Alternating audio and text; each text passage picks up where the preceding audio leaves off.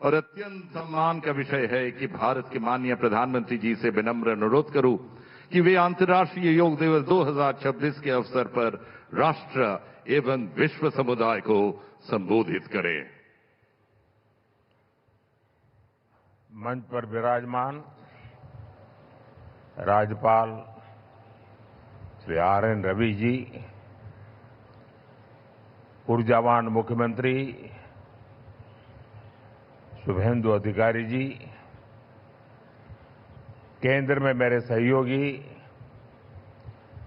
प्रताप राव जाधव जी, अन्य सभी महानुभाव, यहां कोलकाता में जुटे सभी प्रतिभागी, देश विदेश में योग से जुड़ रहे सभी साथी और मेरे प्यारे देशवासियों, 21 जून का ये दिन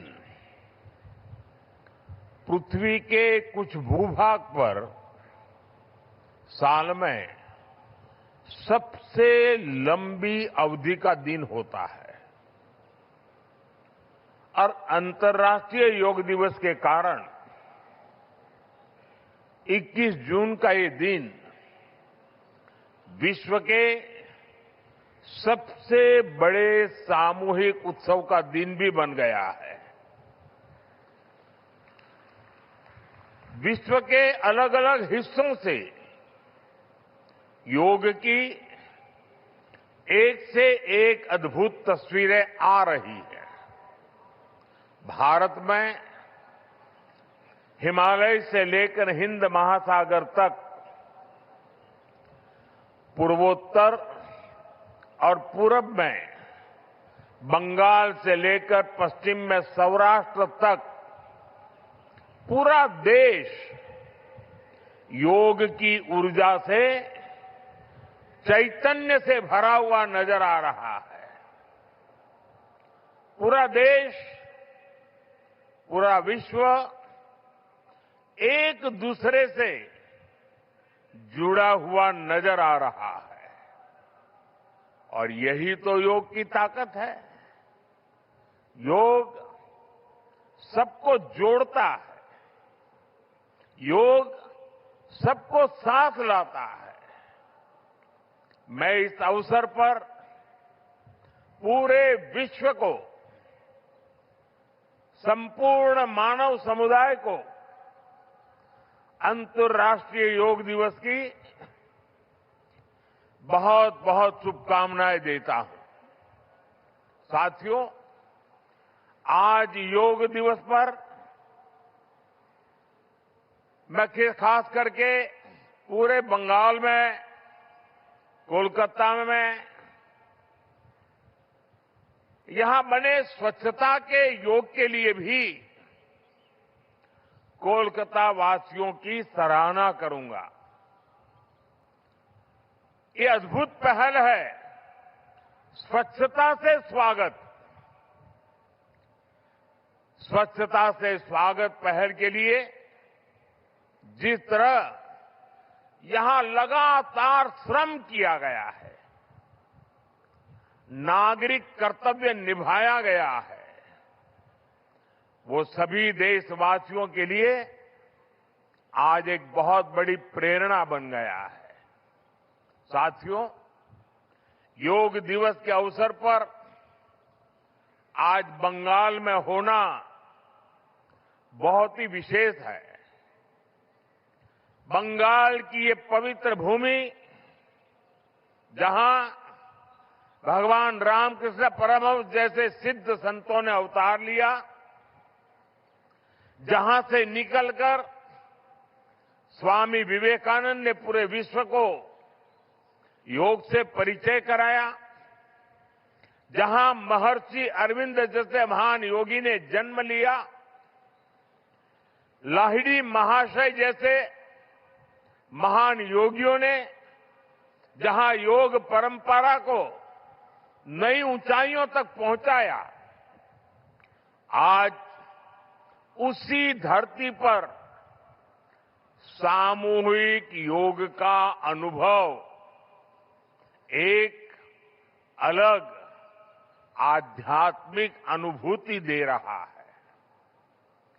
इसी बंगाल की धरती पर जन्मे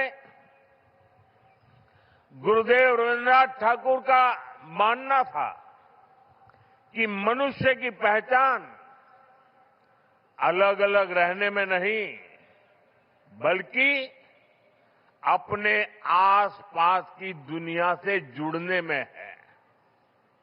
यही जुड़ाव योग का मूल भाव है। महर्षि अरविंद भी कहते थे, हमारा पूरा जीवन योग है, चाहे हमें इसका बोध हो या न हो। योग जब स्वभाव में आता है तो वो मानवीय एकता का आधार बन जाता है। साथियों, योग केवल शारीरिक श्रम का साधन नहीं है। योग किसी एक आयु वर्ग के लिए सीमित भी नहीं है। भारत में हम जानते हैं और देखते आए हैं, योग मानव के जीवन का चेतना के साथ, ऊर्जा के साथ एक प्रकाश भी है। इसलिए इस वर्ष अंतर्राष्ट्रीय योग दिवस की थीम रखी गई है, योगा फॉर हेल्दी एजिंग। उम्र बढ़ने पर भी हम स्वस्थ रह सकते हैं, हम ऊर्जावान और सक्रिय रह सकते हैं। योग हमें इसके लिए मार्ग दिखाता है। Friends, when we speak of yoga for healthy aging, it means that we can work to ensure that age does not reduce human potential. Yoga can help human life to aspire for constant growth. Our target must be to be more flexible at 40 than we were at 20. Our target must be to be more energetic at 50 than we were at 30. Our target must be to be more resistant to lifestyle disease at 70 than we were at 50. This is where yoga can help us. It helps us tune our bodies to be flexible. It keeps our energy level high. It also helps us maintain a calm, stress-free life and help to keep lifestyle disease away. Moreover, with regular practice, yoga teaches us to remain lifelong learners of our own bodies and minds. The more we know about ourselves, the better we can manage ourselves. That is why yoga for healthy aging, this theme must be seen as one for people of all ages, not just for the elderly.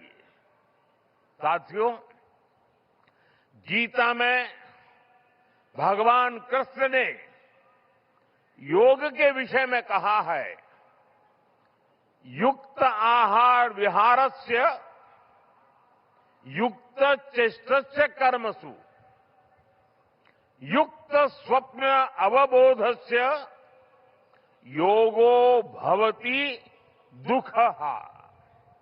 अर्थात संतुलित आहार विहार से, संतुलित क्रियाओं और कर्मों से, संतुलित नींद और जागने से योग दुखों का नाश करने वाला हो जाता है। ये संतुलन ही योग का आधार है। यही संतुलन हमारे जीवन का आधार भी है। लेकिन ज्यादातर लोग आज इस आधुनिक समय में जीवन के असंतुलन से ही जूझ रहे हैं। बहुत मशक्कत करनी पड़ रही है उनको। योग हमें जीवन को बैलेंस वे में जीने की कला सिखाता है। योग हमें डूज और डोंट सिखाता है। और जब हम हमारे शरीर को सही ढंग से चलाना सीख लेते हैं तो स्वास्थ्य हमारा स्वभाव बन जाता है। साथियों, योग केवल हमारे शारीरिक स्वास्थ्य पर ही फोकस नहीं करता। योग मानसिक स्वास्थ्य से शारीरिक स्वास्थ्य का मार्ग दिखाता है। इसलिए योग के विषय में युक्त चेष्टस्य कर्मसु कहा गया है। यानी हमें क्या करना चाहिए, क्या नहीं करना चाहिए, इसका बोध। ये बोध हमारे जीवन में शांति का स्रोत तो बनता ही है, इससे विश्व शांति का मार्ग भी खुलता है। इसलिए योग आज केवल हमारी पर्सनल लाइफस्टाइल के लिए जरूरी है, इतना ही नहीं है। योग दुनिया के बेहतर भविष्य के लिए एक आवश्यकता भी है। साथियों, अंतर्राष्ट्रीय योग दिवस के अवसर पर करोड़ों लोग योग से जुड़ते हैं। लेकिन आज का ये दिन हमें अपने साझा संकल्प को फिर दोहराने का अवसर देता है। आइए हम संकल्प लें, योग को केवल एक दिवस तक सीमित नहीं रखेंगे। योग को केवल एक कार्यक्रम तक सीमित नहीं रखेंगे। हम योग को अपने जीवन का हिस्सा बनाएंगे, अपने परिवार का हिस्सा बनाएंगे, अपनी आने वाली पीढ़ियों का हिस्सा बनाएंगे। साथियों, इसी दिशा में इस वर्ष योग 365 योग 365 की पहल को भी आगे बढ़ाया गया है। इसके तहत 100 दिन के ऑनलाइन योग कार्यक्रम का आयोजन किया गया है, जिसमें अभूतपूर्व जनभागीदारी देखी गई है। 130 देशों के 30 लाख से अधिक लोगों ने इसमें भाग लिया है। साथियों, जब समाज स्वस्थ होगा तब राष्ट्र भी अधिक सक्षम, अधिक समृद्ध और आत्मविश्वासी बनेगा। मैं इसके लिए मैं सबके लिए कामना करता हूं, सर्वे भवन्तु सुखिनः, सर्वे सन्तु निरामया। इसी के साथ आप सभी को एक बार फिर अंतर्राष्ट्रीय योग दिवस की बहुत बहुत शुभकामनाएं, बहुत बहुत धन्यवाद।